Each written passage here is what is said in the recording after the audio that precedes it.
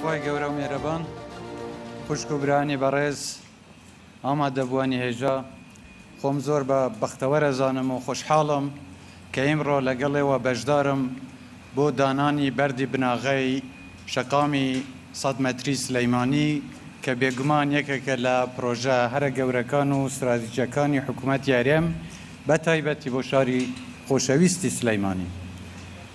خۆشەویستانی ئەم شارە شایانی ئەم پرۆژە و زۆر پرۆژەی گەورەتریشن و ئێمەش لە حکوومەتی هەرێم بەڵێنی ئەومان داوە کە خزمەتکاری خەڵکی خۆمان بین و لە سەرەتای دەستپێکردنی ئەم کابینەیە بەڵێنی ئەومان داوە کە گرنگی بە ژێرخانی ئاوبۆری هەرێمی کوردستان دەین کە یەکێک لەمانە دروستکردنی ڕێگەوبانەکانن لە دەرەوە و لە ناو شارەکانی هەرێمی کوردستاندا. بۆیە پیرۆزبایی لە خەڵکی خۆشەویستی شاری سلەیمانی دەکەم و سوپاسی گروپی کۆمپانیەکانی قەیوانیش دەکەم کە ئەوان ئامادە بوون ئەم پرۆژەیە جێبەجێ بکەن. ڕاستان پرۆژەیە ماوەیەکی زۆرە قسەی لەسەر دەکرێ و بەڵێنی زۆریش دراوە کە جێبەجێ بکرێ. لەم کابینەیە ئێمە بەڵێنەکەمان بردەسەر و ئامادە بووین بۆ ئەوەی دوای ئەوەی خوێندنەوەیەکی تری زانستیانە بۆ پرۆژەکە ئەنجام درا و پرۆژەکە بە شێوەیەکی باشتر و بە گوژمەیەکی گونجاوتر ئامادە کرا و گروپی کۆمپانیەکانی قەیوانیش ئامادەی خۆیان دەربڕی بۆ جێبەجێکردنی و ئەمە پێم وایە دەبێتە دەستکەوتێکی گەورە نەک تەنیا بۆ خەڵکی خۆشەویستی شاری سلەیمانی بەڵکو بۆ هەموو خەڵکی کوردستانیشدا. ئێمە لە حکوومەت بەڵێنی خزمەتگوزاریمان بە هەموو هاوڵاتیانی کوردستان داوە بەبێ جیاوازی.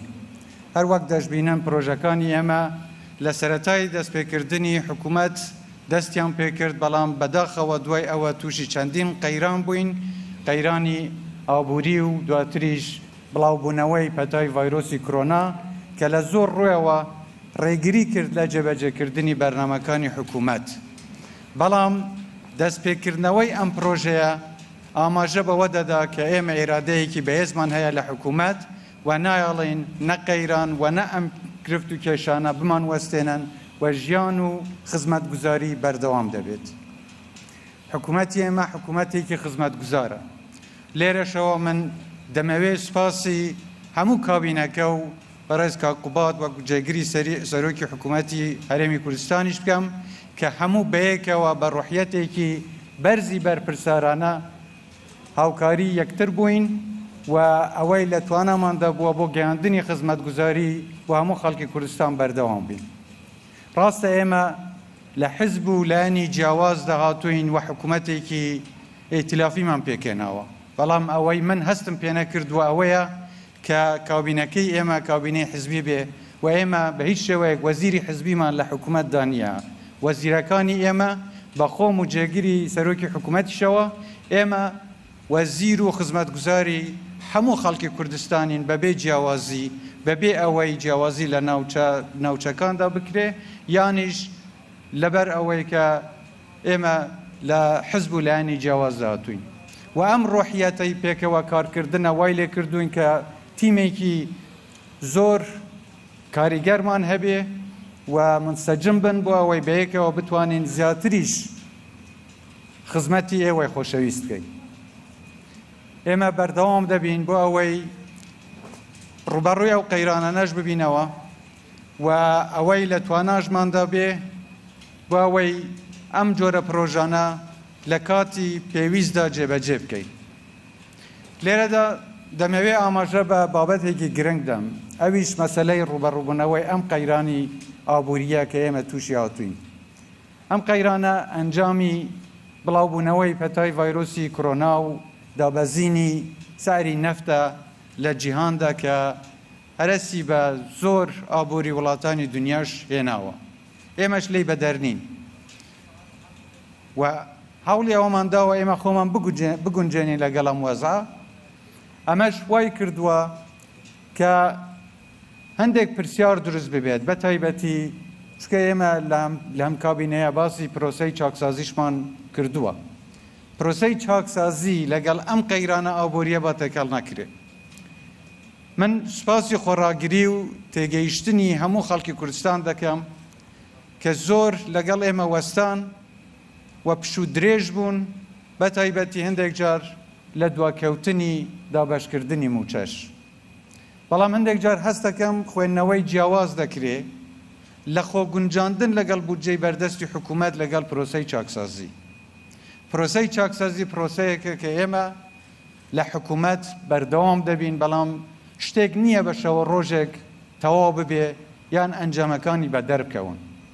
ئێمە هەنگاوی باشمان هاوێشتووە، شتی باشیشمان کردووە، ئەنجامەکانیشی دیارن. ئەگەر بەشێک لەم چاکسازیانە نەبووانە لەوانەیە ئێمە نەمانتوانی بە هەندێک لەو شتانەی ئێستاش دەیکەین بمان کردوایە.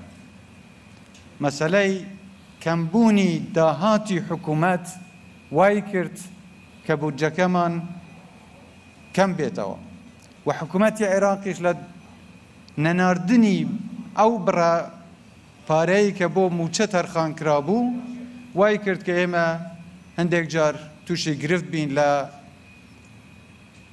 دانی موچە لە کاتی خۆیدا. و ئەم خوێندنەوانەی کە دەشکرێ کە گوایە دەستکاریکردنی موچە بەشێکە لە چاکسازی، من دەمەوێت ئەمە باس بکەم کە ئەمە وانە چاکسازی پرۆسەیەکی ترە.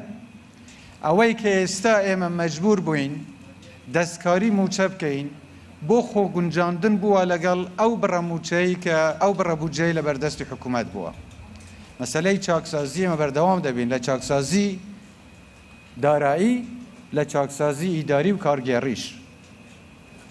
شتیشمان کردووە، وامان کردووە داهاتی حکوومەت زیاتر بکرێ، خەرجەکانی حکوومەت کەمتر ببن، بەڵام ئەمە پرۆسەیەکی هەروەکو باسیشم کرد دوور و درێژە و بە شەو ڕۆژێک لەوانەیە کۆتایی نەیەت.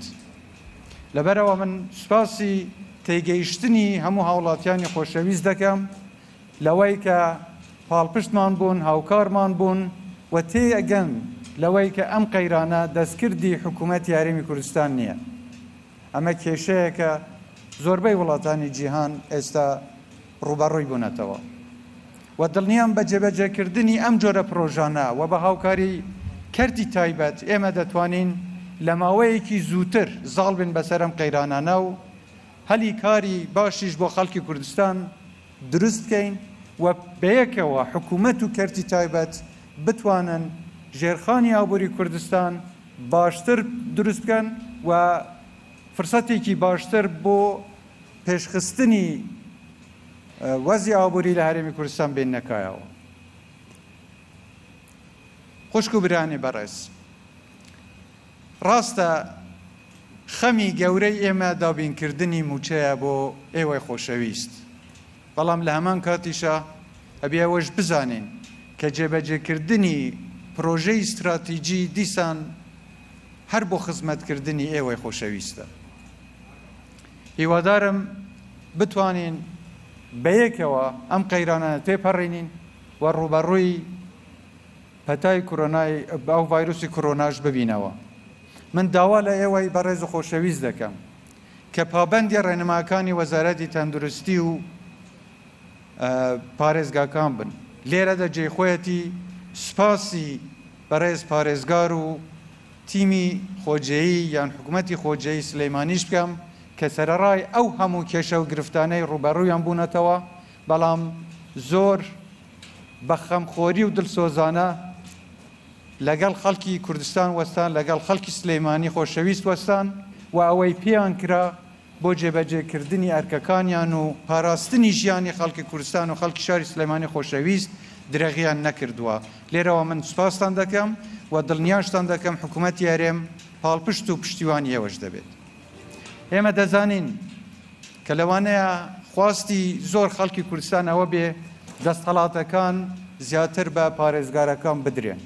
ئێمە لە بەرنامەی حکوومەتی خۆشماندا ئەمە هەیە کە دەستهەڵاتەکان شۆڕ بکرێنەوە بۆ هەموو پارێزگارەکان و پێم وایە لەم کابینەیە زیاتر لە هەموو کاتی پێشتریش ئێمە دەستهەڵاتەکانمان داوا بە پارێزگارەکان و بەردەوامیش دەبین بۆ جێبەجێکردنی ئەو ویستەی کە هی خەڵکی شاری سلەیمانی و پارێزگاکانی تریشە. لێرە من داوا دەکەم خوشک و برانی بەڕێز، پەتای کۆرۆنا مەترسیەیەکی جددی تەندروستیە لەسەر هەموو خەڵکی کوردستان بۆ پاراستنی خۆتان و بۆ پاراستنی کەسوکارەکانتان و بۆ پاراستنی هەموو هاوڵاتیانی تری هەرێمی کوردستان پابند بن. تکا دەکەم بە ئەم پەتایە مەترسی ئەم پەتایە بە سیاسی نەکرێت و تکا دەکەم ئەو خۆشەویستانەی لە کەرتی تەندروستی پزیشکەکان و هەموو ئەو فەرمانبەرانەی کە ژیانی خۆیان ئەخەنە مەترسیەوە بۆ پاراستنی ژیانی ئێوە ئەمەتان لەبەرچاو بێت. ئێستا حکوومەت ئەو ڕێنمانەی کە دەرکردووە دیارە زۆربەی ئەرکەکە ئێستا دەکەوێتە سەرشانی هاوڵاتیان خۆیان. ئێوە ئەبێ خۆتان پابەندی خۆتان بسەلمێنن، خۆتان بپارێزن و کەسوکارەکانی خۆشتان پارێزن.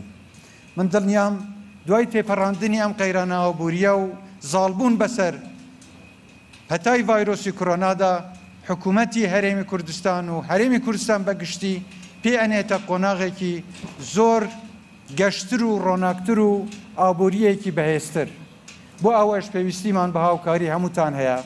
من زیاتر کاتتان لێ ناگرم، جارێکی تر دەستخۆشیتان لێ دەکەم و تەمەنای سەرکەوتنتان بۆ دەکەم و ئینشەڵڵا هەمووتان هەر ساخ و سەلامەت و تەندروست بن. زۆر سپاس دەکەم.